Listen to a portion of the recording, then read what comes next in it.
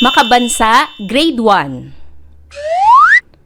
Quarter 1, Week 3, Day 1 to 4. Ang paksa ng ating aralin sa araw na ito ay ang bawat tao ay natatangi. Matatag curriculum. Hello kids, it's me, Teacher Frel.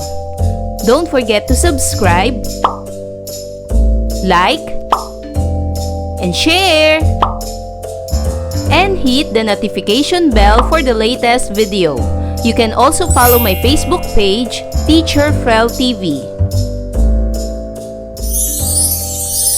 Sa araw na ito ay pag-aaralan natin sa asignaturang makabansa, ang bawat tao ay natatangi. Day 1. Mga layunin. Natatalakay ang pagkakaiba-iba ng bawat tao batay sa interes, tulad ng paboritong alagang hayop, paboritong lugar, at paboritong laruan. Mga bata, may mga bagay ba kayong pinapangarap o mga bagay na gusto ninyong gawin o mga bagay na ninanais ninyo? Bukod sa inyong pinapangarap, mayroon din ba kayong mga interes? Tignan ang mga larawan sa ibaba. Mayroong mga laruan, mga pasyalan, mga alagang hayop, at mga personal na gamit. May mga paborito ba kayong laruan? O mga interes na puntahang lugar? May mga paborito ba kayong alagang hayop? O mga interes ninyong gamitin? Sa araling ito ay tatalakayin natin ang pagkakaiba-iba ng bawat tao batay sa mga interes nito. Ano ang ibig sabihin ng interes? Ang interes ay tumutukoy sa mga bagay na nais mong gawin o kinahihiligan mo, kinagigiliwan o nagpapasaya sa iyo at pagkagusto o pagkahilig sa isang bagay. Ito ang mga gawain na may kinalaman sa iyong kakayahan o mga paborito na nakakapukaw ng iyong atensyon at nagbibigay ng kasiyahan sa iyo, kaya't madalas mo itong ginagawa. Pansinin ang paborito at interes ng mga batang nasa larawan. Paborito ni Rina ang pagkain ng sorbetes. Habulan ang paboritong laro ni Donnie. Laging tumutugtog ng gitara si Joy. Interesado si Kelvin na matutunan ang pagtugtog ng piano. Hilig ni Carlos ang umakyat ng bundok kasama ang kanyang ama. Nabasa natin na ang paborito at interes ng bawat bata sa larawan ay may pagkakaiba-iba. Ang pagkakaiba-iba ng ating paborito ay naiimpluwensyahan ng ginagalawang kapaligiran at hilig na gawin. Maaaring may kakayahang namana sa mga magulang, kaya't may interes kang gawin ng ibang bagay, gaya ng pagsayaw, pag-awit, pagguhit, sports, at iba pa. Magkakaiba ang paborito at interes ng bawat isa dahil sa iba't ibang karanasan, personalidad, pagpapalaki at kapaligiran ng bawat isa. Narito ang ilang dahilan kung bakit ito nangyayari. Una, magkakaibang karanasan. Ang ating mga karanasan sa buhay ay nakaimpluwensya sa ating mga gusto. Halimbawa, kung lumaki ka sa lugar na mahilig sa musika, malamang na mahilig ka rin dito. Pangalawa, iba-ibang personalidad. May mga taong mas mahilig sa tahimik na aktibidad tulad ng pagbabasa, habang ang iba naman ay mas gusto ang aktibong gawain tulad ng sports. Ang personalidad ay may malaking papel sa pagpili ng interes. Pangatlo, pagpapalaki at kultura. Malaki rin ang epekto ng pamilya at kultura sa ating mga hilig. Halimbawa, kung ang pamilya mo ay mahilig sa pagluluto, maaring mahilig ka rin dito. Pang-apat, kapaligiran at impluwensya ng kaibigan. Nakaaapekto rin ang mga kaibigan at komunidad. Minsan, naaapektuhan tayo ng mga nakapaligid sa atin, kaya nagkakaroon tayo ng mga bagong interes.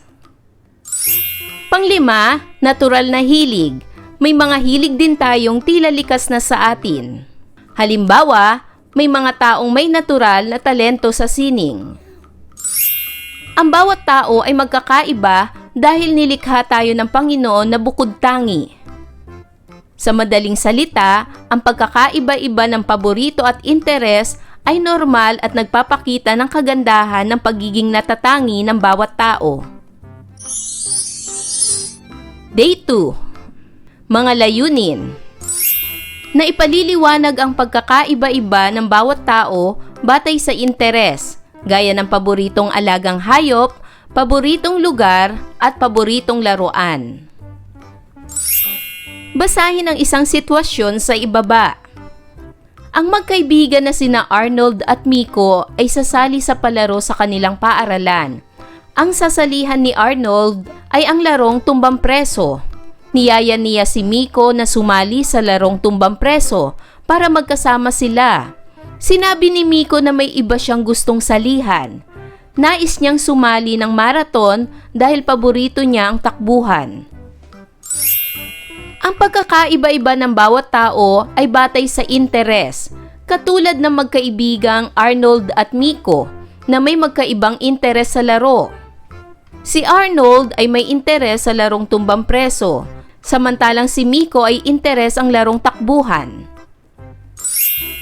Basahin ang isa pang sitwasyon sa ibaba. Si Lisa at Jenny ay parehong mag-aaral sa unang baitang. Nakwento ni Lisa kay Jenny na may alaga siyang mga pusa na lagi niyang katabi sa pagtulog. Mas paborito niyang mag-alaga ng pusa kaysa sa aso. Natuwa si Jenny dahil magkatulad sila ng paboritong alagaan. Nakwento niya na may alaga rin siyang mga pusa at lagi rin niyang katabi sa pagtulog.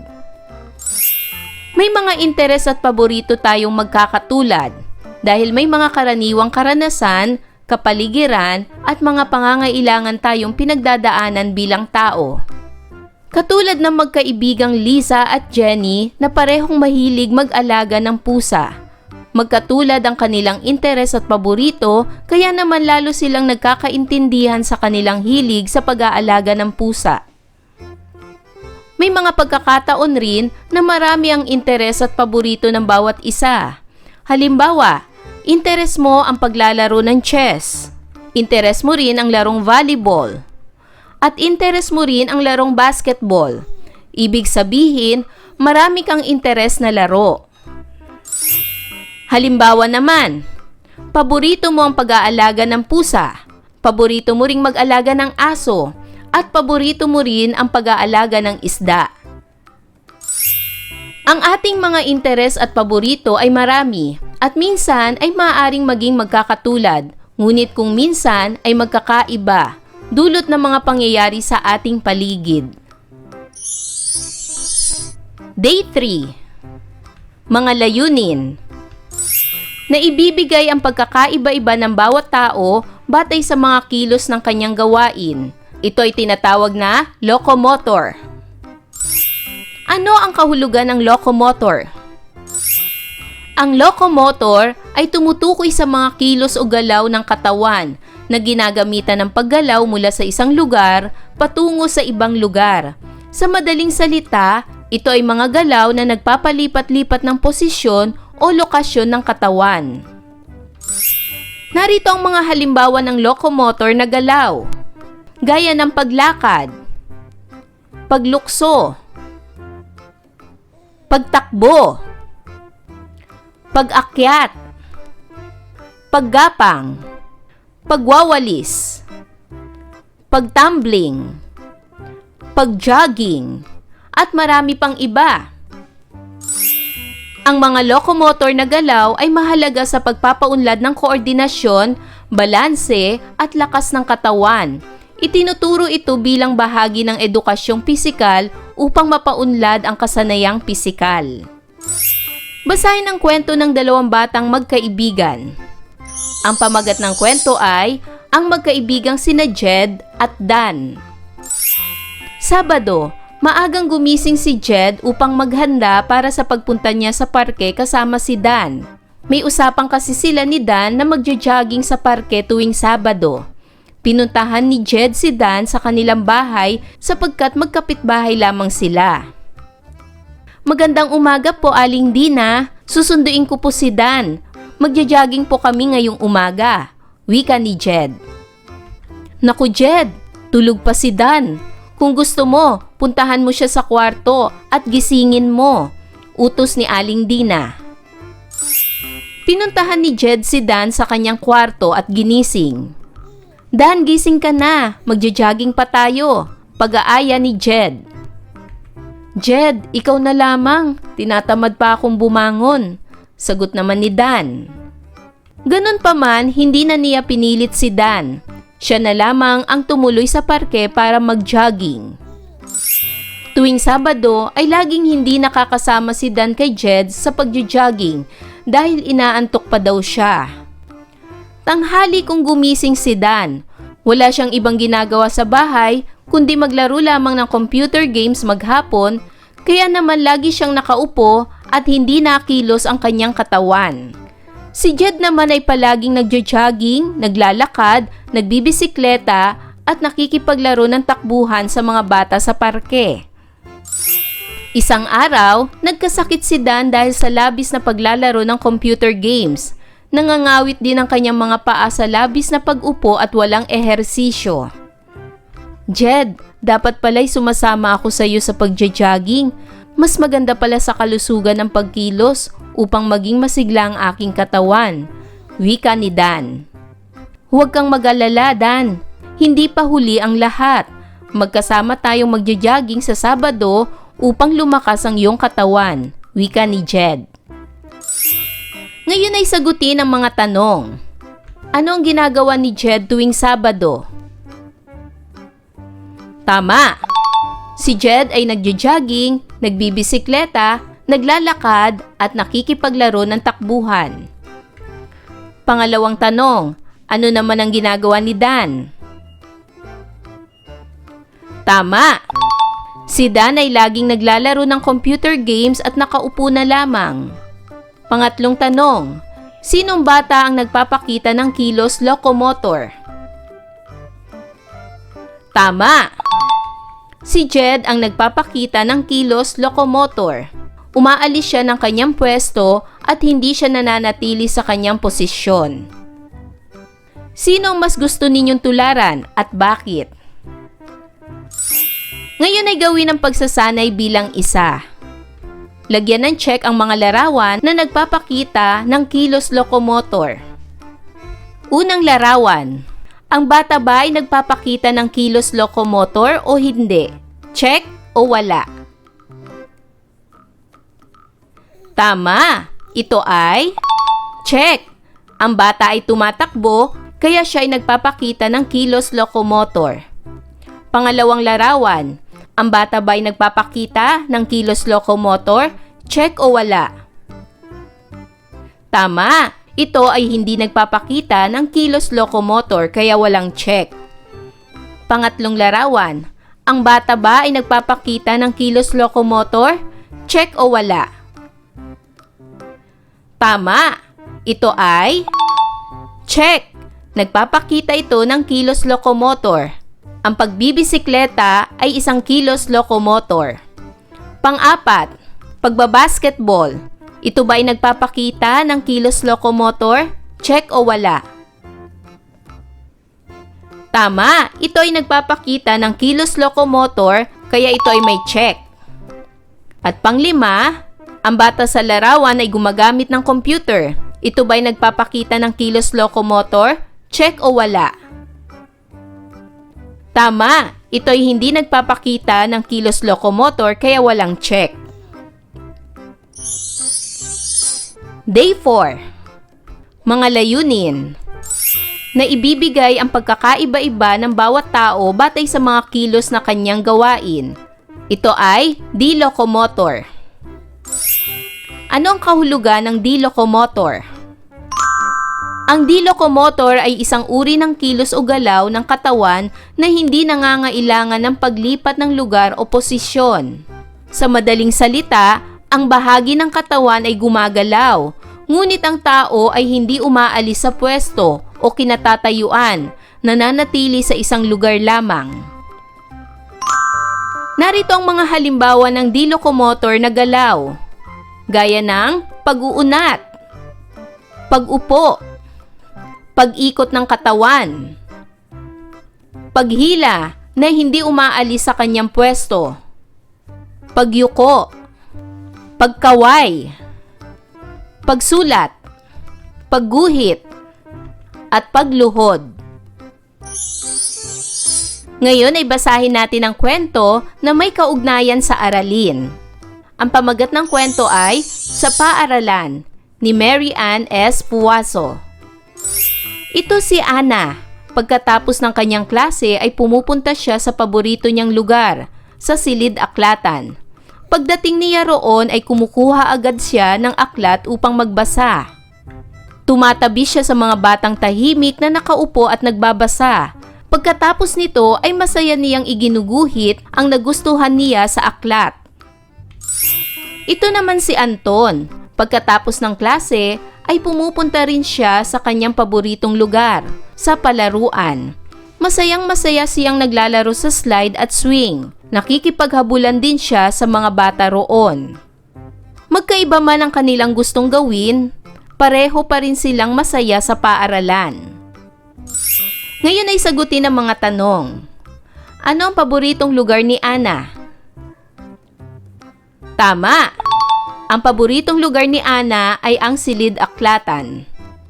Pangalawang tanong, anong ginagawa niya roon? Tama! Siya ay nagbabasa ng aklat at pagkatapos ay iginuguhit niya ang nagustuhan niya sa aklat. Pangatlong tanong, ano naman ang paboritong lugar ni Anton? Tama! Ang paboritong lugar ni Anton ay ang palaruan. Pang-apat na katanungan, ano ang ginagawa niya roon? Tama! Siya ay naglalaro sa swing at slide. Nakikipaghabulan din siya sa mga bata roon. Tingnan natin ang pagkakaiba ng dalawang bata. Si Ana ay paboritong pumunta sa Silid Aklatan. Ang kanyang ginagawa sa loob ng Silid Aklatan ay umuupo, nagbabasa, gumuguhit. Si Anton naman ay paboritong puntahan ang palaruan. Ang kanyang ginagawa sa palaruan ay nagduduyan, nagpapadulas, at nakikipaghabulan. Sino sa dalawang batang ito ang nagpapakita ng kilos di-locomotor? Tama! Si Ana ang nagpapakita ng kilos di-locomotor at si Anton naman ang nagpapakita ng kilos locomotor.